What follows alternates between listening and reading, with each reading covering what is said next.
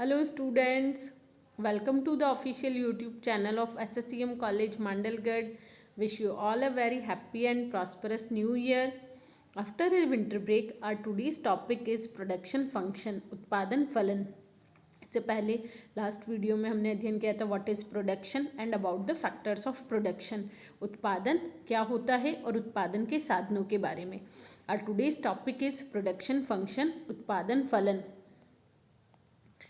क्या होता है उत्पादन फलन? किसी भी वस्तु का निर्माण करने के लिए हमें कुछ इनपुट्स, जो मैंने बताया ना कि उत्पादन के 5 साधन हैं, land, labour, capital, organisation and entrepreneur, इन्हें हम उत्पादन के साधन कहते हैं. तो किसी भी वस्तु का निर्माण करने के लिए हमें कुछ इनपुट्स चाहिए होते हैं जिनसे उस वस्तु का निर्माण होता है और एज ए फाइनल प्रोडक्ट हमें आउटपुट प्राप्त होता है, जिससे हम चाहे रॉ मटेरियल कह लें, फिर प्रोसेसिंग होती है उस रॉ मटेरियल की और फिर क्या प्राप्त होता है, आपको अंतिम उत्पाद प्राप्त होता है. तो जो ये इनपुट और आउटपुट के बीच की रिलेशनशिप होती है, जब इसको हम मैथमेटिकली एक्सप्रेस करते हैं, गणितीय रूप में जब इसे गणितीय रूप में जब इसे परिभाषित किया जाता है तो उसे कहा जाता है उत्पादन फलन. तो उत्पत्ति के विभिन्न साधनों और उत्पादन की मात्रा के मध्य पाए जाने वाले संबंध को उत्पादन फलन कहा जाता है. प्रारंभ में प्रोडक्शन फंक्शन इस शब्द का प्रयोग प्रोडक्शन इंजीनियरिंग में किया गया, उत्पादन अभियांत्रिकी में, लेकिन वर्तमान में इसका प्रयोग आर्थिक सिद्धांतों में भी किया जाता है. किसी वस्तु के उत्पादन की मात्रा कितनी होगी यह किस पर निर्भर करेगा कि आज आपको कितना प्रोडक्शन करना है. आप जितना रॉ मटेरियल इनपुट करोगे, यदि आपको 50 क्वांटिटी बनानी है किसी भी प्रोडक्ट की, 50 पीस बनाने, तो आप 50 का ही रॉ मटेरियल इनपुट करोगे तो फिर आपका आउटपुट भी कितना मिलेगा, 50. तो या इतने इनपुट से कितना आउटपुट प्राप्त होगा, तो ये हम किसकी सहायता से पता लगाते हैं, प्रोडक्शन फंक्शन. किसी वस्तु के उत्पादन की मात्रा कितनी होगी यह निर्भर करेगा कि उस वस्तु का उत्पादन करने हेतु उत्पत्ति के साधनों की कितनी मात्रा का प्रयोग किया गया है. इसे तकनीकी संबंध भी कहते हैं. इस संबंध को जब ग्राफ, तालिका या सूत्र द्वारा प्रस्तुत किया जाता है तो इसे फंक्शनल रिलेशन या फलनात्मक संबंध कहा जाता है. अर्थात उत्पत्ति के साधन तथा उत्पादन की मात्रा के मध्य पाए जाने वाले भौतिक, तकनीकी एवं फलनात्मक संबंध को ही अर्थशास्त्र में उत्पादन फलन कहा जाता है. यानी जो उत्पत्ति के साधन और उत्पादन की मात्रा के मध्य पाए जाने वाले भौतिक संबंध हो, चाहे तकनीकी हो या फलनात्मक संबंध हो, उसे हम अर्थशास्त्र की भाषा में क्या कहते हैं, उत्पादन फलन. इसकी आपको परिभाषाएं दी गई हैं. आप कोई भी एक परिभाषा लर्न कर सकते हैं. जैसे प्रोफेसर लेफ्टविच के अनुसार उत्पादन फलन का आशय एक निश्चित समय अवधि में, उत्पादन फलन एक निश्चित समय अवधि से संबंधित होगा हमेशा. एक निश्चित समयावधि में एक फर्म के उत्पत्ति के साधनों, वस्तु एवं सेवाओं के उत्पादन के बीच का एक भौतिक संबंध है जब मूल्यों को छोड़ दिया जाता है. यानी प्रोडक्शन फंक्शन में हम प्राइस को इंक्लूड नहीं करते हैं और प्रोडक्शन फंक्शन एक फिक्स पीरियड से रिलेटेड होता है कि उसकी एक निश्चित अवधि होती है. इस प्रकार जब हम मैथमेटिकल प्रोडक्शन फंक्शन बोलते हैं, ओ X is a function of, यहाँ एफ का मतलब है function of A B C D T. तो ये A B C D T जो है वो क्या है, उत्पादन के साधन, इनपुट है. इनपुट को फंक्शन करके जो ये ओ एक्स आपको प्राप्त होगा ये क्या है, आपका आउटपुट है. तो हम बोलते हैं ना, जो इनपुट और आउटपुट के बीच का जो रिलेशनशिप होता है उसे क्या कहा जाता है, उत्पादन फलन. यहाँ ओ एक्स फर्म का उत्पादन तथा ए बी सी और डी विभिन्न उत्पत्ति के साधनों और टी उपलब्ध तकनीक का सूचक है. इसमें आप कौन सी तकनीक का प्रयोग कर रहे हो, ये भी किसका पार्ट है, आपका प्रोडक्शन फंक्शन का. कुछ मान्यताएं हैं. फर्स्ट, उत्पादन फलन का संबंध किसी निश्चित समयावधि से होता है. अभी हमने जो ऊपर परिभाषा का अध्ययन किया था उसमें भी यही कि हम किसी एक निश्चित अवधि के लिए ही प्रोडक्शन फंक्शन वर्क करता है. हम प्रोडक्शन फंक्शन बनाते हैं कि उत्पादन फलन का संबंध किसी निश्चित समयावधि से होता है. सेकंड, इस समयावधि में तकनीकी स्तर में कोई परिवर्तन नहीं होता. ये माना जाता है कि उत्पादन फलन के दौरान उत्पादन की तकनीक क्या रहेगी, स्थिर रहेगी. ये इसकी मान्यता है कि जब हम इन मान्यताओं को मानेंगे तभी ये उत्पादन फलन काम करेगा. तो उत्पादन फलन का फर्स्ट मान्यता होगी कि इसका संबंध किसी निश्चित समयावधि से होता है. सेकंड, इस समयावधि में तकनीकी स्तर में कोई भी परिवर्तन नहीं होना चाहिए और ये माना जाता है कि फर्म सर्वश्रेष्ठ तकनीक का उपयोग करके ही उत्पादन कर रही है। नेक्स्ट है, उत्पादन के साधनों को छोटी छोटी इकाइयों में विभाजित किया जा सकता है। फर्म की लागत में कोई अंतर नहीं होगा। अल्पकालीन उत्पादन फलन में उत्पत्ति के सभी साधन, अब उत्पादन फलन हम आगे पढ़ेंगे तो उत्पादन फलन दो प्रकार का होता है, एक अल्पकालीन उत्पादन फलन और एक दीर्घकालीन उत्पादन फलन। अल्पकाल, अर्थशास्त्र में अल्पकाल से क्या आशय होता है? अर्थशास्त्र में अल्पकाल से आशय होता है कि वह समयावधि जिसमें मांग के अनुसार पूर्ति को समायोजित नहीं किया जा सकता, वो क्या कहलाता है? अल्पकाल। ये बहुत इंपॉर्टेंट है कि अर्थशास्त्र में हम टाइम पीरियड से बाउंड नहीं करते, कि वैसे जनरली हम बोलते हैं कि अगर बिफोर लेस देन 1 ईयर है, 1 साल से कम की समयावधि है, तो उसे क्या कहा जाता है? अल्पकाल कहा जाता है। लेकिन अर्थशास्त्र में अल्पकाल से आशय कि अल्पकाल वह अवधि होती है जिसमें मांग के अनुसार पूर्ति को समायोजित नहीं किया जा सकता। यदि अल्पकाल में डिमांड बहुत ज़्यादा है किसी भी प्रोडक्ट की, अगर हम पेरिशेबल गुड्स की बात करें, जैसे कि जो आपका वेजिटेबल मार्केट है, उसमें आज आप जो सब्जी आप लेके आ गए हैं, वो जो सब्जी बेचने वाली है, वो जो सब्जी का जितना स्टॉक वो लेके आई, आज माना कि उसके प्रोडक्ट की डिमांड बहुत ज़्यादा है, लेकिन वो उस डिमांड को फुलफ़िल नहीं कर सकती क्योंकि उसके पास इतना ही गुड्स है। तो अल्पकाल वह समयावधि होती है जिसमें मांग के अनुसार, कि उत्पत्ति के साधनों की भी मांग बहुत अधिक है, लेकिन आप मांग के अनुसार उसकी जो सप्लाई है उसको समायोजित नहीं कर सकते। और दीर्घकाल, तो जो पेरिशेबल गुड्स है उनके लिए अल्पकाल 1 दिन 2 दिन भी हो सकता है, और जो स्टोरेबल गुड्स है उनके लिए हम क्या कहते हैं कि अल्पकाल का समय लंबा भी हो सकता है।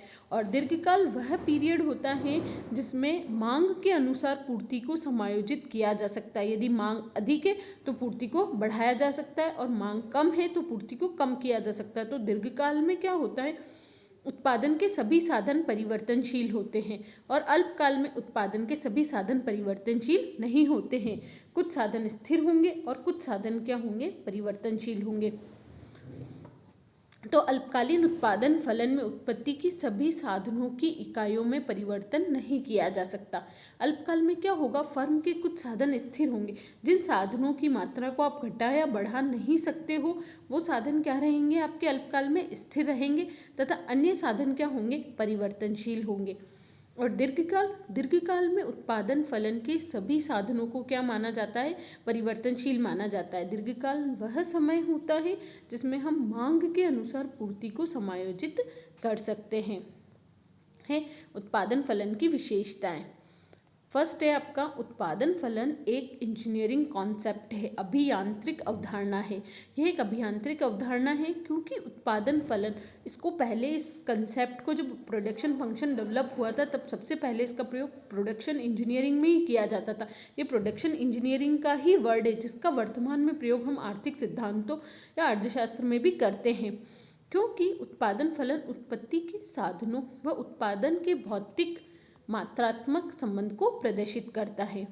सेकंड है आपका इसका मूल्यों का समावेश नहीं।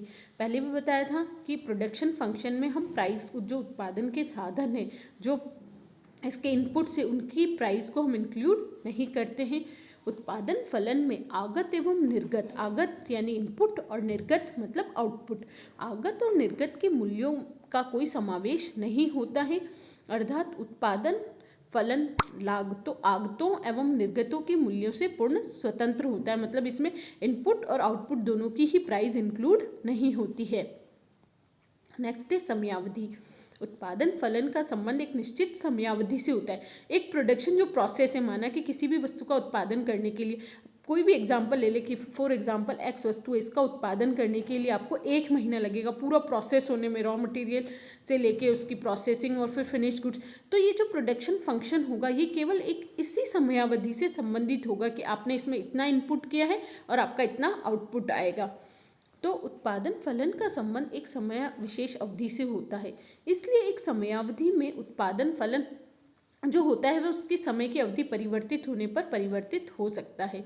नेक्स्ट है स्थिर तकनीकी दशा पर आधारित। जो उत्पादन फलन के अंदर हम ये मान के चलते हैं कि जो उत्पादन की तकनीक है, जो प्रोडक्शन टेक्निक है, वो क्या रहेगी, स्थिर रहेगी। आप उस प्रोसेस के दौरान उस तकनीक को परिवर्तित नहीं कर सकते हो। हमने इसकी जो मान्यताओं का अध्ययन किया था, तो मान्यताओं में भी हमने क्या माना था कि उत्पादन की तकनीक स्थिर रहती है। नेक्स्ट है, कुछ साधनों को स्थिर एवं कुछ साधनों को परिवर्तनशील। यदि अल्पकालीन उत्पादन फलन है तो अल्पकालीन उत्पादन फलन में उत्पादन के कुछ साधन स्थिर होते हैं और कुछ साधन क्या होते हैं, परिवर्तनशील होते हैं। क्योंकि अल्पकाल वह समय होता है जब हम सभी साधनों को परिवर्तित नहीं कर सकते, मांग के अनुसार पूर्ति को समायोजित नहीं किया जा सकता है। भी आगतों में परिवर्तन। दीर्घकालीन जो पीरियड होता है, तो दीर्घकाल वह होता है जिसमें जो उत्पादन है वह उत्पादन के सभी साधनों में, माना कि अभी श्रम की उपलब्धि नहीं है और वस्तु की अधिक है, या अभी आपको वर्तमान में रॉ मटेरियल अल्पकाल में उपलब्ध नहीं था लेकिन दीर्घकाल में रॉ मटेरियल वो अवेलेबल हो जाएगा। तो अल्पकाल में उत्पत्ति के सभी साधन क्या होते हैं, परिवर्तनशील होते हैं। जब एक फर्म अपने उत्पादन फलन के अंतर्गत दीर्घकाल में सभी आगतों को परिवर्तित कर लेती, आगत यानी इनपुट, तो ऐसे उत्पादन फलन को हम दीर्घकालीन उत्पादन फलन अथवा पैमाने के प्रतिफल कहते हैं। और अल्पकालीन उत्पादन फलन को क्या कहा जाता है, उत्पत्ति के नियम, जिन्हें हम डिटेल में पढ़ेंगे। आपने 12th में, यदि आप कॉमर्स स्टूडेंट्स हैं तो आपने पढ़ा होगा कि उत्पत्ति समता नियम, उत्पत्ति ह्रास नियम और उत्पत्ति वृद्धि नियम, ये हम बोले परिवर्तनशील अनुपातों के नियम। तो ये क्या है, अल्पकालीन उत्पादन फलन है। अल्पकालीन उत्पादन फलन को ही क्या कहा जाता है, उत्पत्ति के नियम। नेक्स्ट है स्थानापन्न गुण। उत्पत्ति के साधनों में स्थानापन्न का गुण होता है।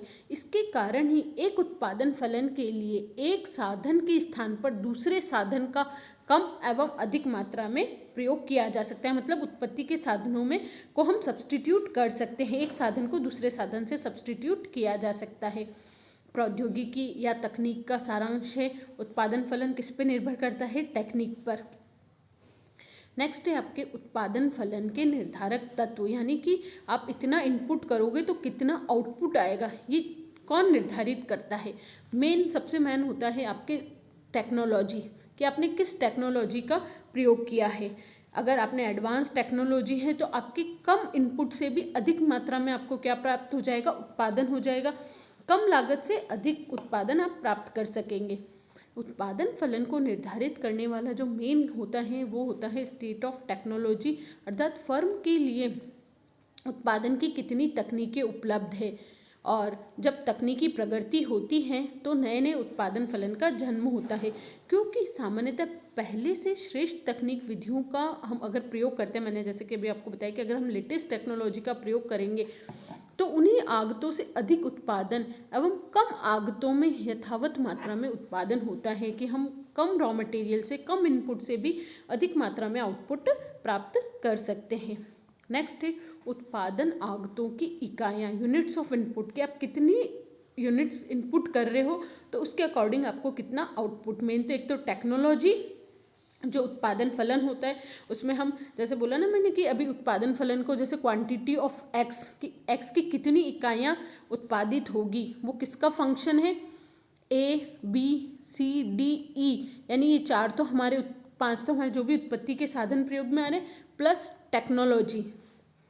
तो एक तो जो उत्पादन फलन है वो किस पे निर्भर कर रहा है, एक तो तकनीक पर और एक यूनिट्स ऑफ इनपुट, की हम कितनी इकाइयाँ इनपुट कर रहे हैं। तो यदि उत्पादन विधि पूर्ववत रहे और निर्गत की मात्रा प्रयुक्त किए जाने वाले आगतों की मात्रा पर निर्भर करेगी।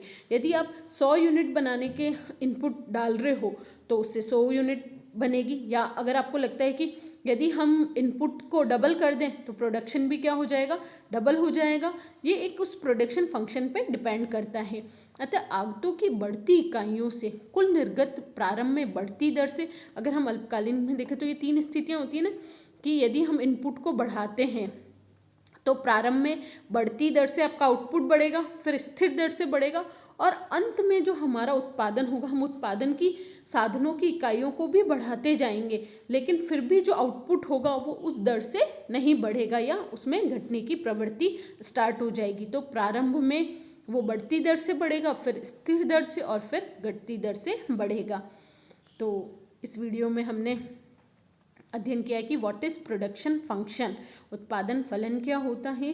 सामान्य शब्दों में इनपुट और आउटपुट के बीच में जो रिलेशनशिप होती है उसे हम उत्पादन फलन कहते हैं। उत्पादन फलन दो प्रकार का है आपका, अल्पकालीन उत्पादन फलन और दीर्घकालीन उत्पादन फलन।